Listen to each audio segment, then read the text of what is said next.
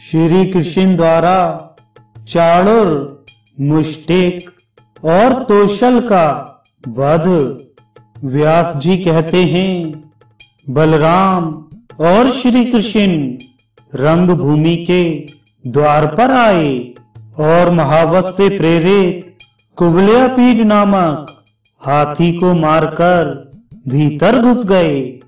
उस समय उनके अंगों में हाथी का मद और रक्त लगे हुए थे। उसके बड़े बड़े दांतों को ही उन्होंने अपना आयुध बना लिया था।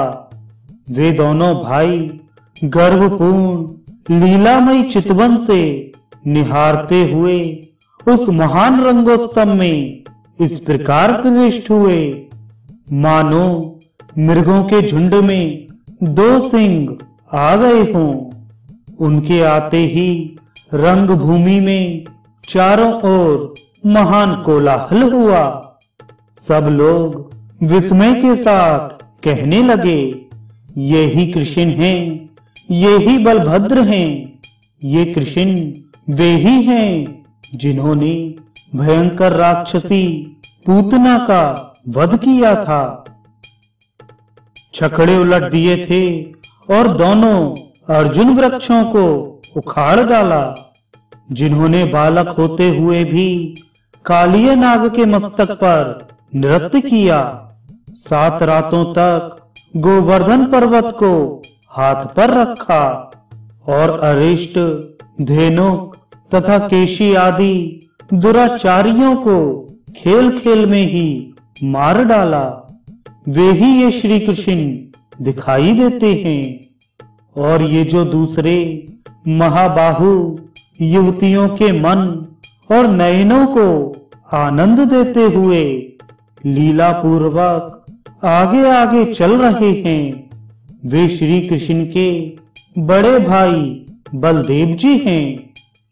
पौराणिक रहस्य को जानने वाले विद्वान पुरुष इन्हीं गोपाल के विषय में यूं कहते हैं कि ये शोक सागर में डूबे हुए यदुवंश का उद्धार करेंगे।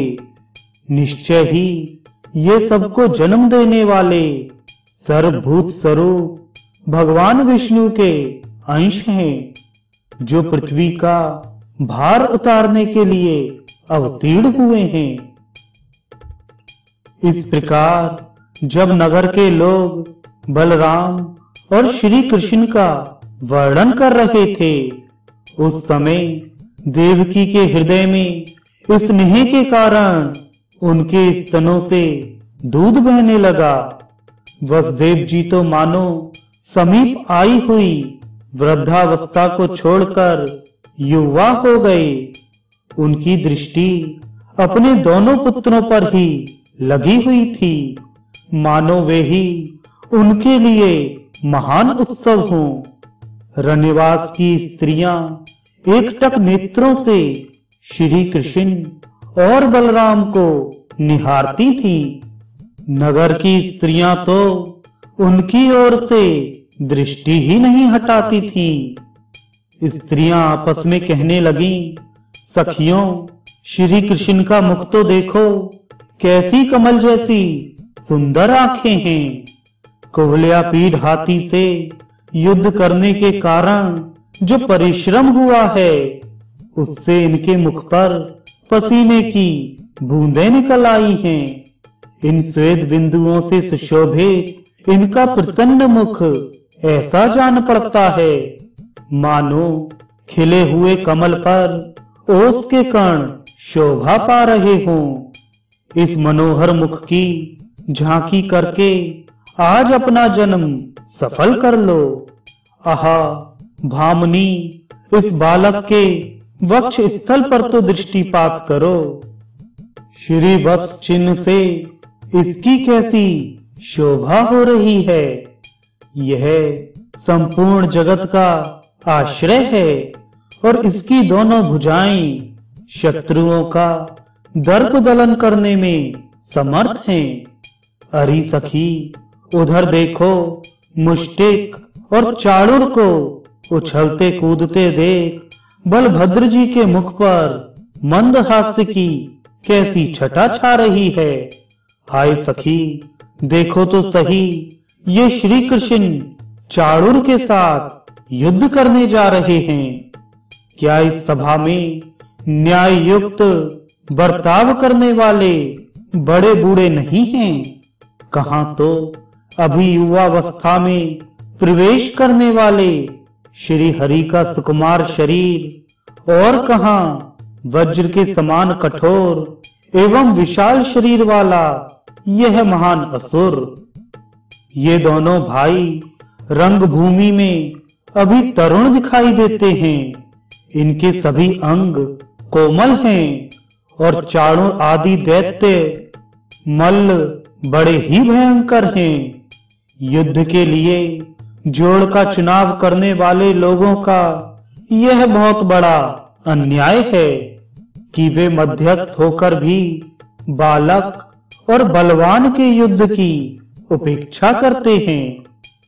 जब नगर की स्त्रियां इस प्रकार वार्तालाप कर रही थीं, उसी समय भगवान श्री हरि अपने पदघात से पृथ्वी को कपाते हुए सब लोगों के हृदय में हर्षोत्रेक की वृष्टि करने लगे। बलभद्र जी भी ताल ठोंक कर मनोहर गति से उछलते हुए चल रहे थे। उस समय यह पृथ्वी पग पग पर उनके पदघात से विदीर्ण नहीं हुई, यही बड़े आश्चर्य की बात थी। तदनंतर अमित पराक्रमी श्री कृष्ण चाणूर के साथ कुश्ती लड़ने लगे तथा मल्ल युद्ध की विद्या में कुशल मुष्टिक दैत्य बलदेव जी के साथ भिड़ गया। श्री कृष्ण चाणूर के साथ परस्पर भिड़कर, नीचे गिरकर, उछालकर, घूंसे और वज्र के समान कोहनी से मारकर, पैरों से ठोकरें देकर तथा एक दूसरे के शरीर को रगड़कर लड़ने लगे। इस तरह उन दोनों में बड़ा भारी युद्ध हुआ। उस युद्ध में यद्यपि किसी अस्त्र शस्त्र का प्रयोग नहीं होता था, तो भी वह अत्यंत घोर एवं भयंकर था। अपने बल और प्राण शक्ति से ही साध्य था। ज्यों-ज्यों चाणूर श्री हरि के साथ युद्ध करता, त्यों-त्यों उसकी प्राण शक्ति घटती जाती थी। जगन्मय श्री कृष्ण भी उसके साथ लीला पूर्वक युद्ध करने लगे। वह परिश्रम से थक गया था, अतः क्रोध पूर्वक श्री कृष्ण के हाथ पर हाथ मार रहा था। कंस ने देखा श्री कृष्ण का बल बढ़ रहा है और चाणूर थकता जा रहा है। कुपित होकर उसने बाजे बंद करा दिए। इसी समय आकाश में देवताओं के अनेक प्रकार के बाजे बज उठे। अदृश्य भाव से खड़े हुए देवता हर्ष में भरकर भगवान की स्तुति करते हुए बोले, केशव, चाणूर दानव को मार डालिए। गोविंद, आपकी जय हो।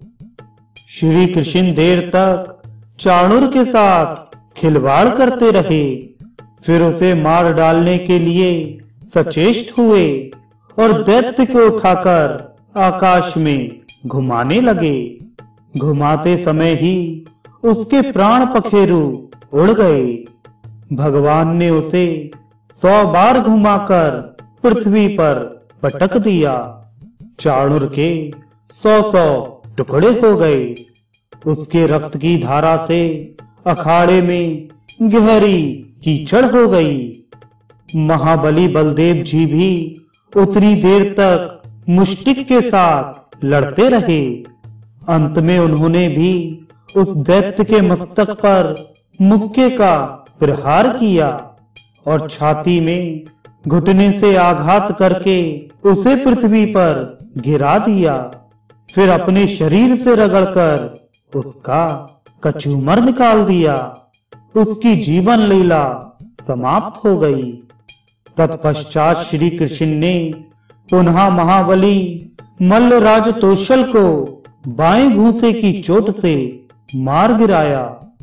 चाणूर, मुष्टिक और तोषल के मारे जाने पर शेष पहलवान भाग खड़े हुए।